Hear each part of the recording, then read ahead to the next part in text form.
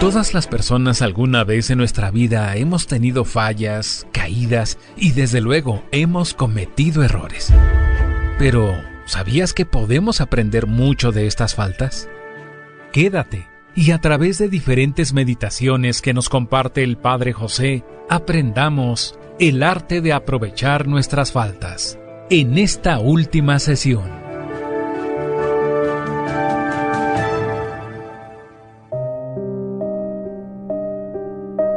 ¿Qué tal, amigas y amigos? Bienvenidos a una emisión más de este programa en el que, como ustedes saben, estamos aprovechando el arte de aprovechar nuestras faltas. Espero que se encuentren muy bien, porque yo me encuentro muy bien. No porque no tenga problemas u obstáculos, sino porque, tomado de la mano de Dios, todo se hace mucho más fácil. Así que si en este momento tú tienes algún problema, alguna adversidad, te invito a que te pongas en las manos de Dios, o mejor dicho, que pongas tu vida en las manos de Dios y verás cómo todo es distinto. En este programa vamos a recordar que todos tenemos faltas, todos hemos tenido grandes errores o caídas, pero ¿de qué nos sirve culpabilizarnos únicamente? No, hay que aprender de los errores, de los pecados que se conviertan en nuestros grandes maestros. Y por eso llegamos ahora a la meditación número 25. Tiene como título, El ejemplo de los convertidos nos enseña a aprovechar nuestras faltas. Punto primero. ¿Cómo los convertidos tenemos que levantarnos valerosamente de nuestras caídas?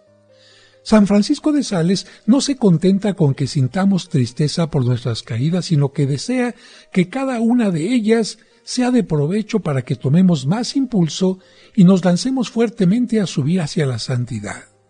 Por su parte, Santa Juana de Chantal, la más fiel discípula de San Francisco de Sales, repetía: Dios, con su voluntad permisiva, nos ha dejado caer en ciertas faltas para que nos humillemos y para que al arrepentirnos redoblemos nuestro amor hacia Él y nuestros propósitos de adelantar, de avanzar en santidad. ¿Qué hacen los corredores cuando caen?, se pregunta San Ambrosio, y responde: ellos no se quedan ahí tirados, caídos en el suelo. Se apresuran a levantarse y emprenden con mayor velocidad y cuidado su carrera para reponer el tiempo que perdieron en la caída. Pues así han hecho los que se han convertido.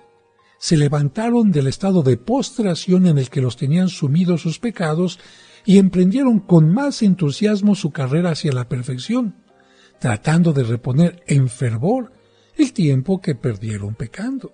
De hecho, los pecadores arrepentidos corren con más velocidad hacia la santidad porque reconocen que han perdido demasiado tiempo en el pecado y que hay que aprovechar el poco tiempo que les queda y dedicarlo a trabajar por tratar de tener contento a Dios.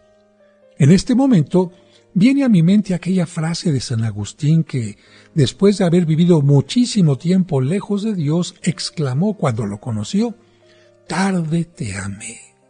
¿Y qué es lo que hizo San Agustín? Bueno, poner una carrera fuertísima para tratar de aprovechar ese tiempo perdido.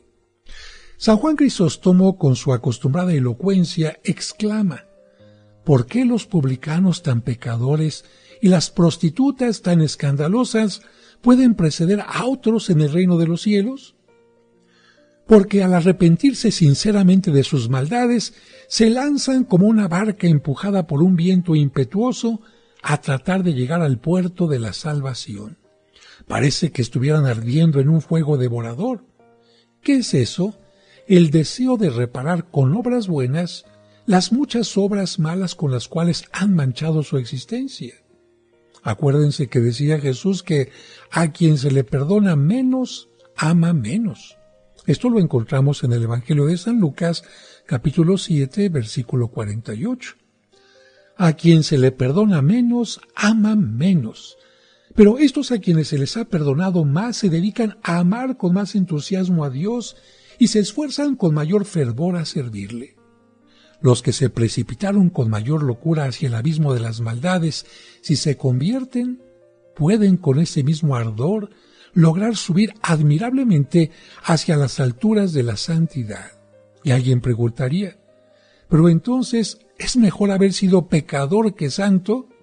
De ninguna manera. La persona que no ofende a nuestro Señor será siempre infinitamente más amada por Él que las demás. Jamás el suave aroma de una azucena podrá compararse con el fuerte olor de un desinfectante. Nunca una tela remendada será tan bella como la tela que no ha sufrido ninguna rotura.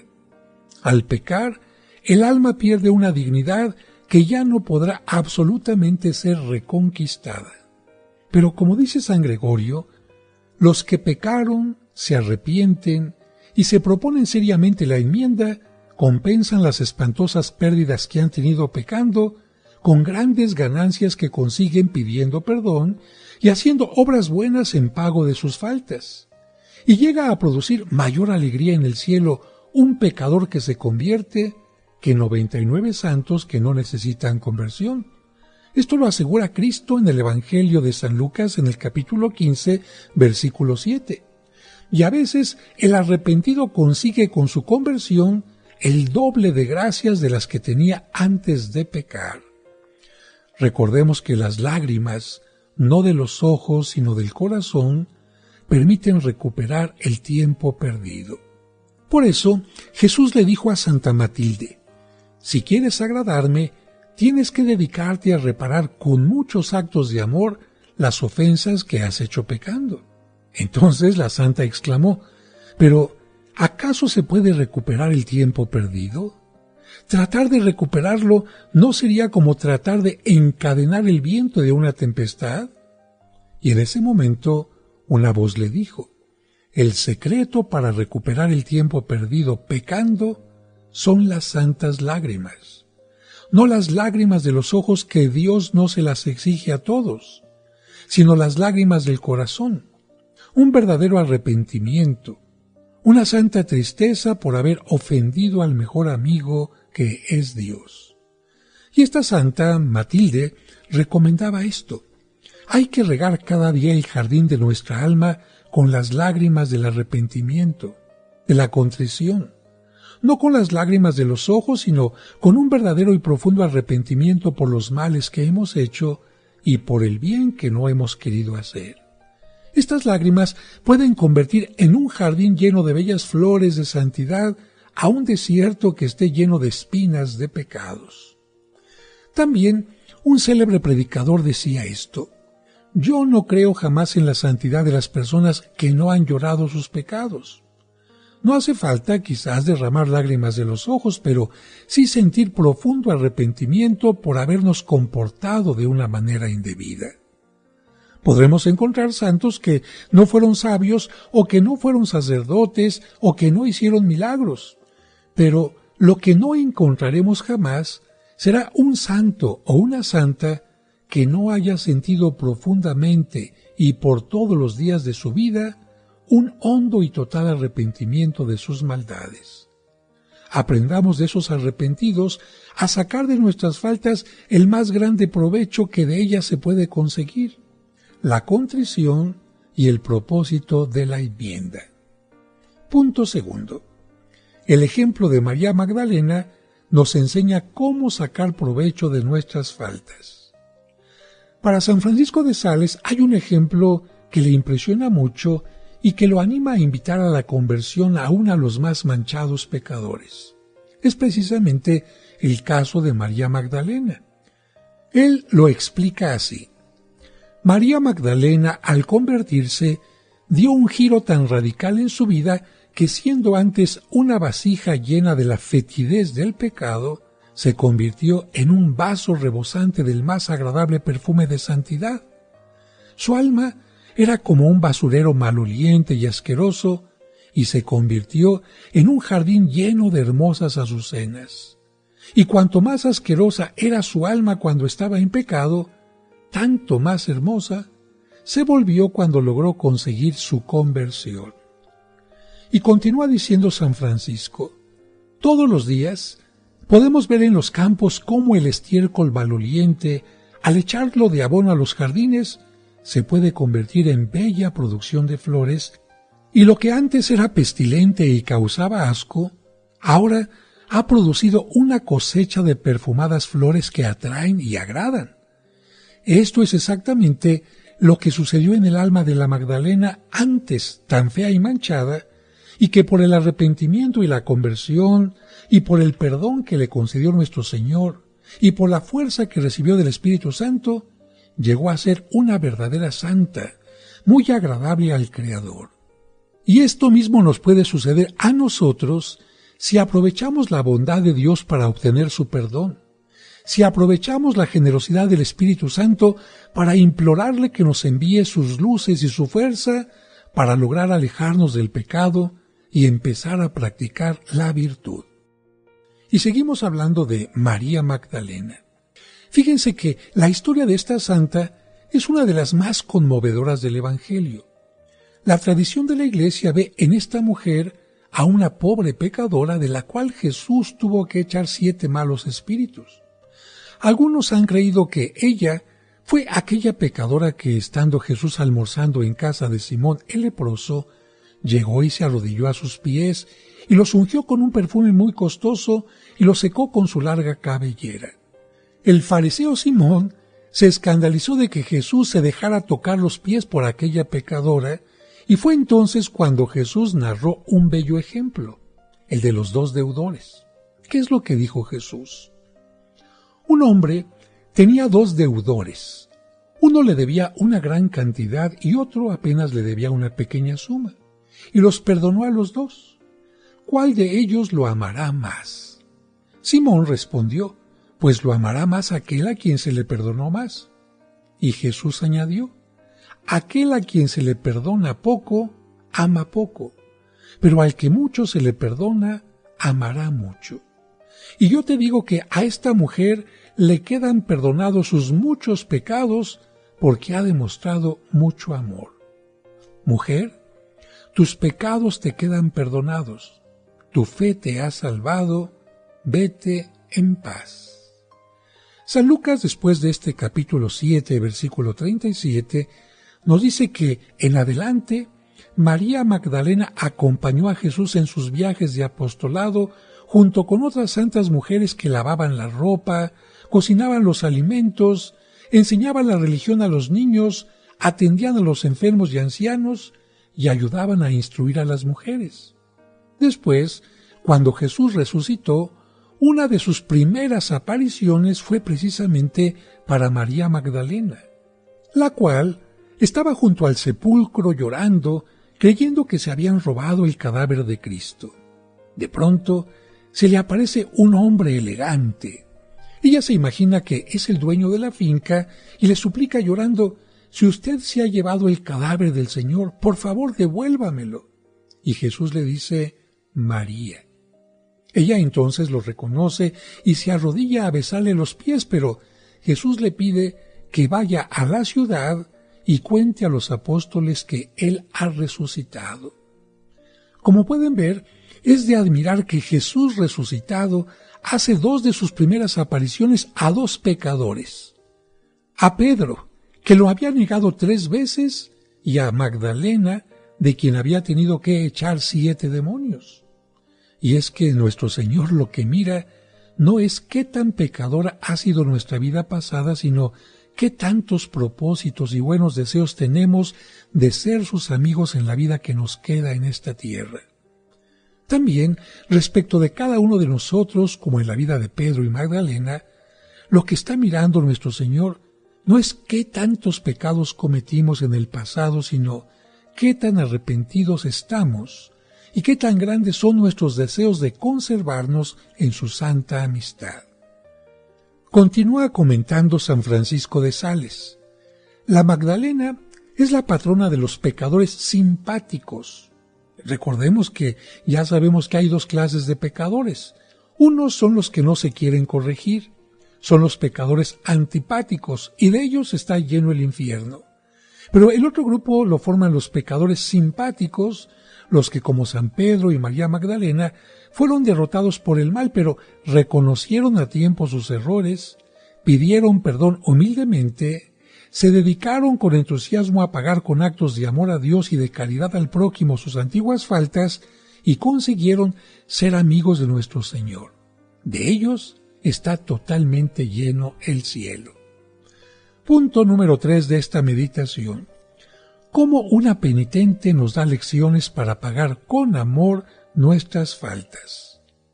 San Francisco de Sales comenta: ¿qué mejor penitencia puede haber que pagarle a Dios con muchos y repetidos actos de amor las ofensas que le hemos hecho? Pues esto fue precisamente lo que hizo María Magdalena. Ella seguramente repitió toda su vida de penitente las palabras que le dijo San Pedro el día en que Jesús, después de sus negaciones, lo admitió otra vez como jefe de su iglesia: Señor, tú sabes que te amo. O bien, las palabras de este salmo: amo al Señor porque escucha mi voz suplicante. Y lo que decía San Pablo: ¿quién me podrá separar del amor de Cristo? Ni la muerte, ni lo presente, ni lo futuro, ni criatura alguna podrá separarme del amor que Dios me ha demostrado en Cristo Jesús.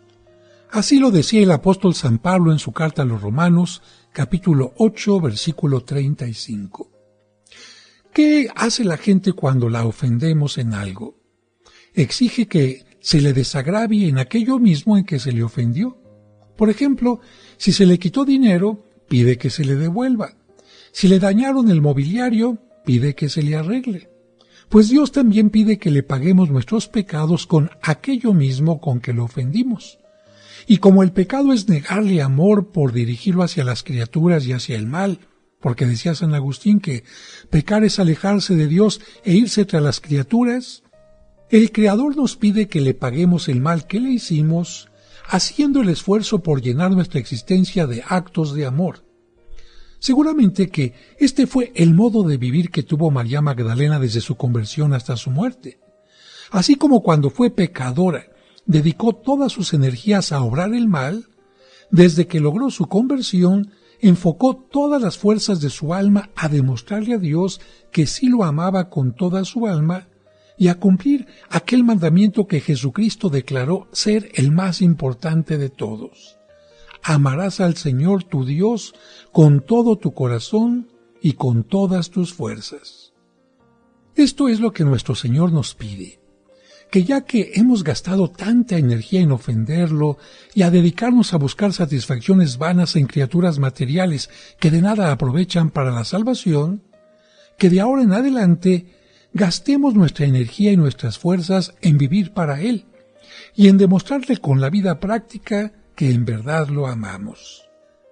Pensemos que Magdalena ciertamente no pudo ofrecerle a Dios la inocencia, pero sí le ofreció la penitencia. Inocencia es tener el alma limpia porque no se han cometido pecados. Penitencia, en cambio, es purificar el alma de sus antiguos pecados, arrepintiéndose, pidiendo perdón, ofreciendo oraciones, sacrificios y buenas obras en pago de las faltas cometidas. Magdalena no tuvo el honor de poder presentar a Dios su alma sin mancha de pecado, pero su vida de arrepentimiento y de gran amor a nuestro Señor le obtuvo una belleza espiritual que quizás nosotros jamás en la tierra podremos imaginar ni calcular. Y esto lo decimos porque puede ser algo que nos anime fuertemente a imitarla. Tampoco nuestra alma puede presentarse inocente y sin pecado ante el divino juez, pero sí podemos hacerla sumamente hermosa y agradable ante los ojos divinos si la adornamos con el arrepentimiento, con frecuentes y fervorosas oraciones, con pequeños pero repetidos sacrificios y con una cadena interminable de pequeñas acciones de amor hacia Dios. San Francisco de Sales añadiría lo siguiente: quizás la Magdalena nunca se hubiera enamorado tan fuertemente de Jesús si Él no le hubiera tenido que perdonar tantos pecados. Algo parecido nos puede suceder a nosotros. Quizás si no hubiéramos caído tanto y tantas veces y no hubiéramos tenido tan larga lista de pecados para que el Señor nos perdonara, seguramente no lo amaríamos tanto. Pero ahora que nos sentimos tan generosamente perdonados por Él, no nos debe quedar otro camino que el de dedicarnos a amarlo con todas las fuerzas de nuestra alma y a consagrar a su amor todo lo que hacemos y sufrimos. No se nos olvide nunca que amor con amor se paga, y que a quien más se le ha perdonado debe amar mucho más. Podemos preguntarnos, ¿amo en verdad a mi Dios? Si a cualquier hora del día me preguntan, ¿qué estás haciendo?, podré responder, ¿estoy amando a Dios?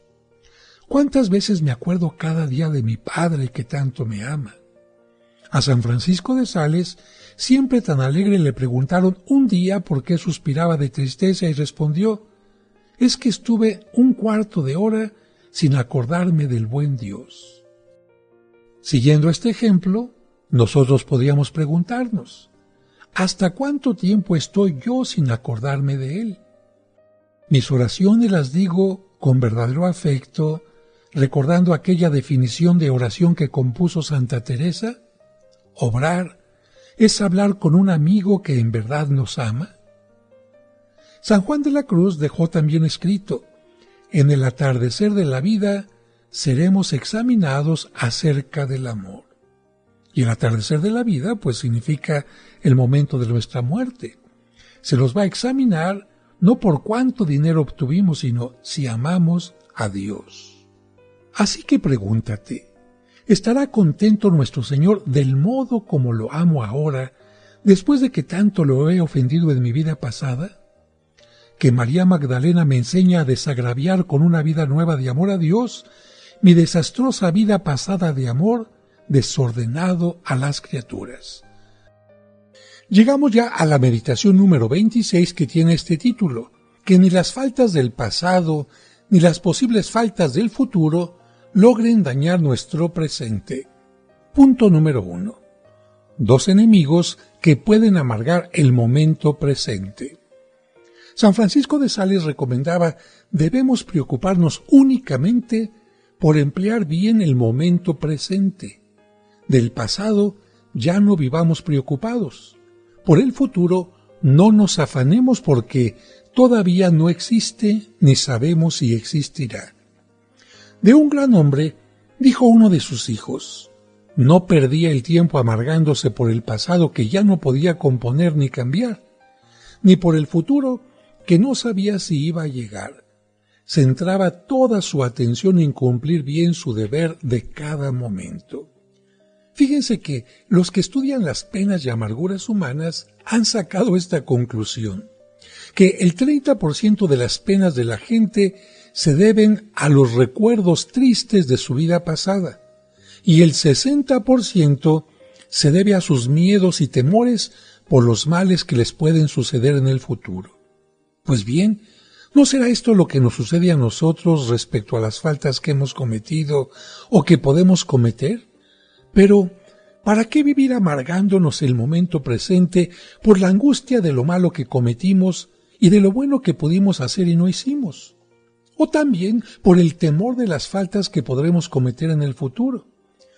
¿Por qué no dedicarnos mejor a una ocupación mucho más placentera y agradable como es la de aprovechar para llenar nuestro hoy, el día presente, con la mayor cantidad posible de actos de amor a Dios y de pequeñas oraciones y de detalles de caridad para con el prójimo? Aprovechemos las faltas para obrar bien. Lo pasado, pasado está, y nadie va a lograr que sea distinto. Lo que vale es el presente, y este sí podemos aprovecharlo. El libro de la imitación de Cristo de Tomás de Kempis enseña, ahora es tiempo muy precioso. Ahora son los días en que puedes conseguir la salvación. El tiempo actual es el que Dios acepta para que te conviertas. Pero qué tristeza que lo gastes en inútiles lamentaciones o en miedos paralizadores y no aproveches estos momentos para ganarte la vida eterna. Tiempo vendrá en que desearás un día, una hora para enmendarte y quizás ya no se te conceda. Por lo tanto, ¿por qué no aprovechar el momento presente para enmendar tus equivocaciones? Recordemos que Jesús dejó la fórmula para obtener tranquilidad en el Evangelio de San Mateo capítulo 6 versículo 34. Una frase muy pequeña que dice mucho. A cada día le basta su propio afán. Por lo tanto, Jesús no desea que amarguemos el presente con tristezas por nuestro pasado ni con preocupaciones por nuestro futuro. Estas preocupaciones solo sirven para enfermarnos de los nervios y envejecer antes de tiempo. Pasamos al segundo punto. En vez del amargo recuerdo de las faltas del pasado, llena de amor el presente. Si hubo un hombre que nunca transitó por caminos llenos de alfombras de rosas, sino sobre espinas y pesares, ese fue San Pablo. Su pasado ustedes lo conocen. Era bastante triste y amargo. Cuando aún se llamaba Saulo, fue un feroz perseguidor de los cristianos, un joven que respiraba amenazas de muerte. En su vida, antes de ser cristiano, hubo momentos cuyo recuerdo le podían producir pensamientos muy humillantes. Pero Pablo no se amargaba por esto. Él tenía claro que no podía volver a escribir los capítulos de su vida que ahora le avergonzaban. Y entonces, ¿qué fue lo que hizo? Oigámoslo de sus propios labios. Echando al olvido lo que queda atrás, me lanzo en consecución de lo bueno que pueda conseguir de ahora en adelante. Así lo escribe en una de sus cartas. ¿Qué hizo? En lugar de vivir desanimado por sus maldades pasadas, lo que hace es convertir en páginas de oro los días que le quedan por vivir. Si antes persiguió a los discípulos del Señor, ahora le consigue más. Si antes colaboró en que trataran con violencia a los cristianos, ahora soporta con paciencia la violencia que hacen contra él los enemigos de nuestra religión. No se pasa la vida quejándose del pasado, sino más bien santificando el presente. No se encerró en el ayer, sino que se dedicó a vivir una vida llena de obras para la eternidad feliz. Pagó sus faltas con actos positivos y no con desalientos inútiles. La enseñanza es clara. No podemos destruir el pasado, pero sí podemos redimirlo. Podemos rectificarlo llevando de ahora en adelante una conducta tan buena que borre las malas huellas que dejaron nuestros comportamientos indebidos. Podemos desagraviar con una vida caritativa, piadosa y santa en la actualidad la vida escandalosa que llevamos en otro tiempo. San Pablo no pudo borrar su pasado, pero sí logró redimirlo. El ladrón que murió junto a Jesús en la cruz no logró hacer que su pasado ya no fuera lo que fue, pero lo que sí pudo fue obtener que al ofrecer a Cristo sus sufrimientos en el Calvario, le fuera restituida la amistad con Dios y fuera llevado al cielo. ¿Y por qué Jesús le dijo, hoy estarás conmigo en el paraíso? No porque en el pasado no había sido malo, sino porque en el presente demostraba gran confianza en la misericordia del Redentor y desagraviaba con dolores y mucha paciencia su antigua maldad. ¿Qué haremos entonces nosotros? Que nos sentimos intranquilos por nuestros antiguos pecados, pues recurramos a Jesús como el ladrón en la cruz. Roguémosle que se acuerde de nosotros con misericordia. Pidámosle perdón. Ofrezcámosle nuestros sufrimientos y buenas obras, y Él nos invitará también un día a acompañarlo en su paraíso eterno. Tercer punto de la meditación. No dañemos la felicidad del presente con el miedo de lo que puede suceder en el futuro. Y a propósito de esto, una historia. Un día, dos religiosos imprudentes se salieron a escondidas de su convento para ir a un carnaval, y allí, entre tanta gente mundana y corrompida, ofendieron mucho a Dios. Uno de ellos, muy arrepentido, regresó al convento y le contó al superior su imprudencia. Se confesó humildemente y empezó a rezar más y a multiplicar sus obras buenas y sus pequeños sacrificios. ¿Con qué? Con la esperanza de recobrar otra vez la amistad con Dios, y llegó a la santidad. En cambio, el otro se desanimó y se puso a pensar, si ahora caí tan gravemente, ¿cómo será el futuro? Y sin confiar en la misericordia de Dios, se entregó al vicio, al pecado, y terminó muy tristemente. Lo que a este pobre hombre lo perdió fue el desanimarse por lo que le podría suceder en el futuro y olvidar que si él tenía buena voluntad, Dios estaría en ese futuro tan temido y le ayudaría a salir vencedor. Sobre el miedo al futuro, también podemos aprender de Séneca. Él fue un sabio muy famoso que vivió en tiempos de Nerón en el siglo I. Y este filósofo dejó escritas estas frases: nada es tan disparatado ni tan dañino como adelantar los infortunios. Cuando nos angustiamos con toda suerte de presagios y pensamientos tristes, caemos rendidos por el esfuerzo. Es una gran locura sufrir un mal antes de que llegue. Los seres más tristes son los que sufren la desgracia antes de que ésta llegue. Quizás estas frases hayan sido escritas para ti si vives pronosticando faltas y caídas para tu porvenir. Y una historia antes de ir al corte: el papá exagerado. ¿Qué diríamos de un papá que pensara: para que mi niño no tenga preocupaciones en el futuro, le voy a dar desde ahora que tiene 7 años todo el dinero que va a necesitar para todos sus años de estudios? Pues que sería una enorme tontería. Al niño se le da cada día lo que necesita, y así lo hace el Padre Dios con nosotros. Cada día nos concede la fortaleza que necesitamos para ese día, y cuando llegue el futuro con sus luchas y peligros, nos concederá todas las fuerzas que necesitemos para ese futuro. Por lo tanto, ¿para qué estar viviendo llenos de preocupaciones?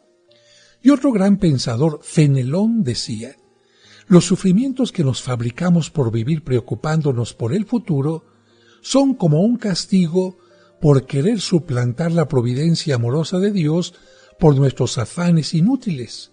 Confiemos en Dios y esperemos en paz. Y estamos llegando ya a la meditación número 27 y última.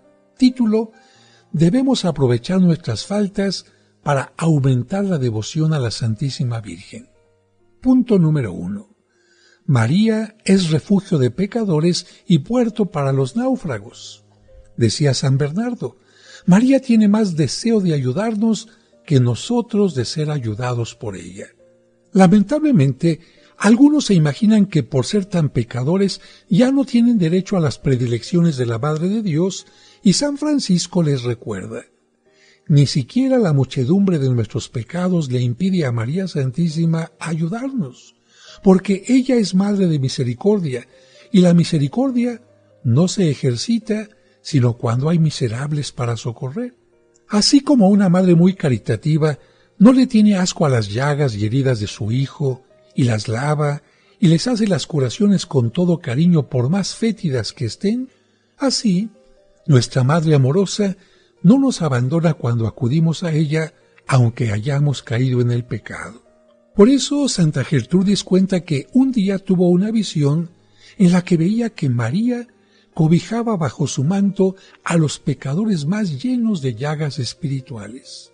San Francisco de Sales decía: la Santísima Virgen ha sido siempre la estrella del mar que guía a los navegantes para que no se hundan entre los peligros, que no choquen contra los escollos del mar tan agitado, porque ella es el puerto seguro. Ella defiende contra las tempestades de nuestras pasiones y malas inclinaciones. En el corazón amable de María, logramos obtener lo que los marineros logran en un buen puerto después de una pavorosa tempestad: reparar las averías de sus naves. Y escribiendo San Francisco de Sales a Santa Juana de Chantal, dice: yo me imagino que cuando la pecadora del Evangelio se convirtió, nuestro Señor la encomendó a la Madre Santísima para que ella la fuera guiando hacia la santidad, y que con las palabras y ejemplos de la Virgen María, el alma de María Magdalena, que antes era como un vaso ennegrecido y lleno de toda clase de basura, se fue convirtiendo en un vaso de cristal todo resplandeciente. Por eso María Magdalena estaba siempre muy cerca de María.